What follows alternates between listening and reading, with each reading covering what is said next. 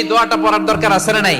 সকালবেলা যদি পড়েন 3 বার, সারাদিন তারা আপনার জন্য মাগফিরাতের দোয়া করবে। আর ওই দিন ইন্তেকাল করলে আল্লাহ তাআলা শহীদ হিসেবে আপনাকে কিয়ামতের দিন দাঁড় করাবে। আবার সন্ধ্যাবেলায় যদি পড়েন, সারা রাতের জন্য 70,000 ফেরেশতা মাগফিরাতের দোয়া করবে। ওই রাতে মারা গেলে শাহাদাতের মৃত্যু নসিব হয়ে যাবে। সকাল সন্ধ্যার যে জিকির, এই জিকিরের অন্তর্ভুক্ত করে নেবেন এই ওয়াজিফাটা। হুয়াল্লাহুল্লাযী লা ইলাহা ইল্লাহু আলিমুল গায়বি ওয়াশ শাহাদাতি হুয়ার রাহমানুর রহিম।